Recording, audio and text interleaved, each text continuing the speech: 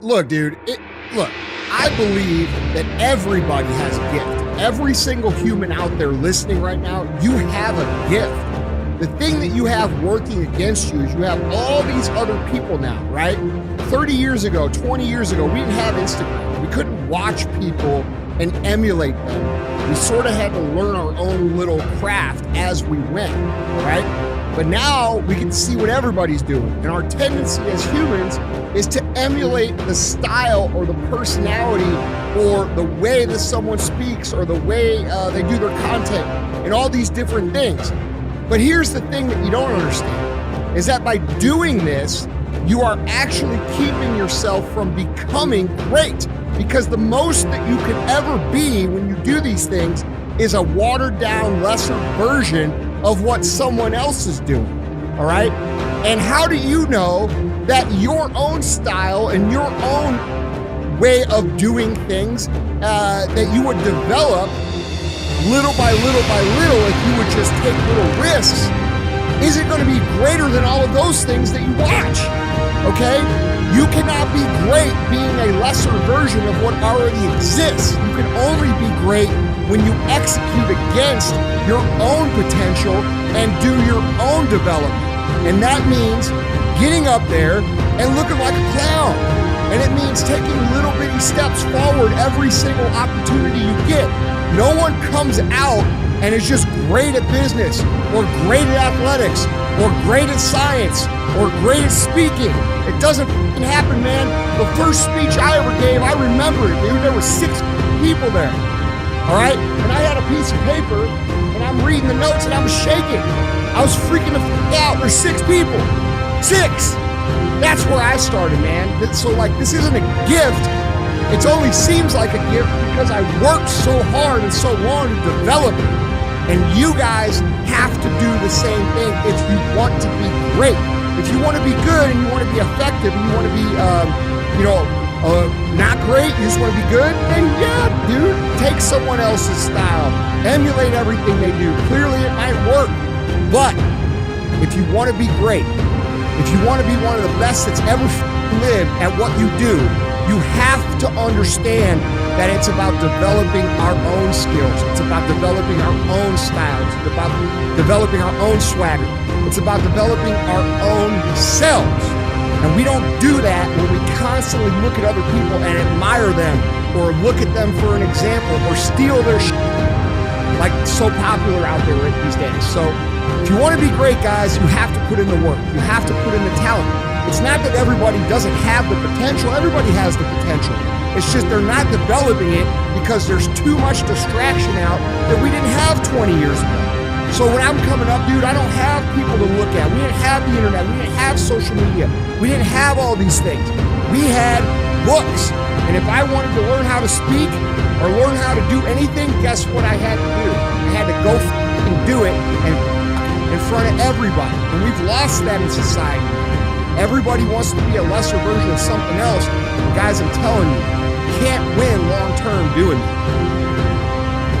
I just want you to do me a huge favor because this is a serious moment for me. And what makes this moment serious for me is that I'm sitting in a room of people who have the ability to make their dreams become a reality. And we live at a time and live in a country where we can make that dream a reality. You have to understand that there are times that I speak, for instance, in prisons. I'm talking to individuals who will spend the rest of their lives in prison and they don't have options. They don't have a lot of choice. That what I do when I come in is I provide a sense of hope and I provide some inspiration, but I'm not able to help them to bring about the change that they want to see happen. And I'm so excited to be in this room because the words that I say in this moment can fuel the rest of your life. Right? So I'm so excited. Like, for me, this isn't like I won't ask you for anything over the next hour other than the things that are going to take you to the next level. But I'm excited because when I leave, I literally have, we may never see each other again, but I have the ability when you walk out of this room to make you operate in a way you've never operated before. And once you do that, because I know if you're in this room, I know there's something special about you, that once you leave this room and you go from 70 to 120%, there are going to be some things that happen in your life that didn't happen before, not because you didn't have the ability. So this is not an ability room.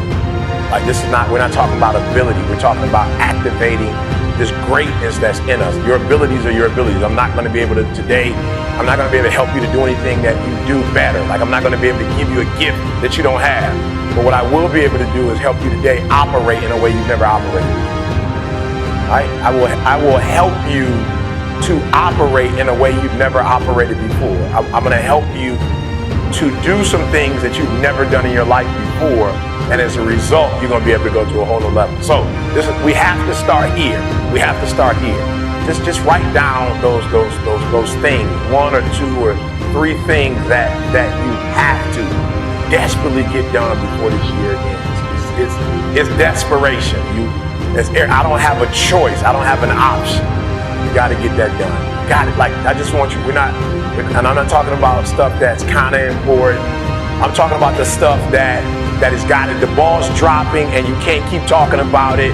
Like you will not be able to rest. You didn't get this done. I want you to write that down. I want you to write that. That's where we're starting. I want you to write that down. E.T. Like I gotta get this done. E. Like E. This is no option. This is not like a vacation. This is not, just making a couple more dollars for the sake of buying a car, a house. Like E. This is some life and death stuff. E. Like this is some change the trajectory of my life stuff. E. This is like it's gonna put me in a place like where I'm just gonna be able to get to that place that I've been trying to get to. I want you to write that down. And it was, look guys, I'm being honest, it was like random. It was like just totally random. It was out of nowhere. It was the Christmas holiday, and Carl, our videographer, had his family over, and we live around, at that time we lived around the corner from each other. Now we live on the same block. Random, right? Christmas was over. We just going to the house, just eating dinner. It just was a random night. And somehow we got to talking, and Carl's wife is from Barbados, and she didn't have citizenship. So unfortunately, she was in the States without citizenship, and so she had to stay in school in order to eventually get her citizenship. So she did her master's degree, she was in her PhD, and it was weird. It was just like, yo, E.T., I don't know how it happened, but it was like, yo, E.T., my wife is going to get her degree before you get yours.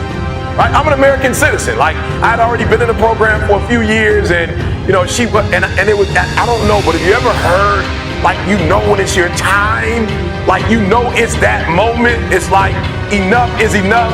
I can't tell you. People have asked me for Eric, when you get your PhD? I'm like, I'll get it done. E.T., how far are you in the process? Finish all my coursework. I just got to write the dissertation.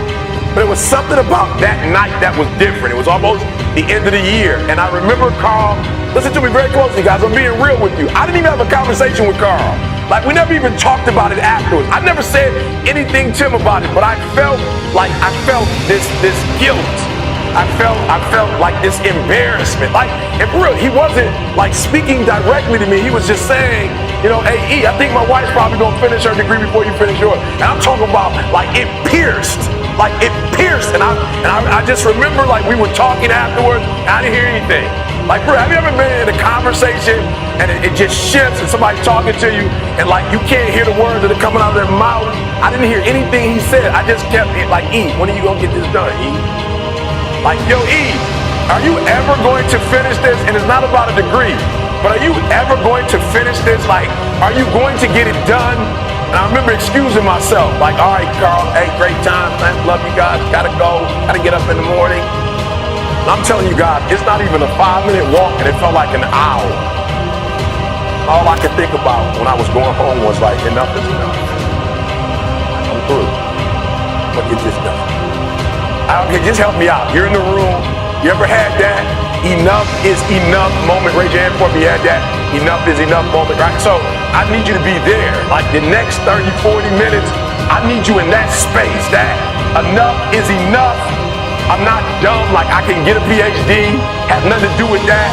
It has everything to do with the fact that I just didn't say, all right, this is the year, right? And so that thing you wrote down, I need you to do me a huge favor. I don't know if you have a pen or a piece of paper. I don't even know if you can do this on your phone.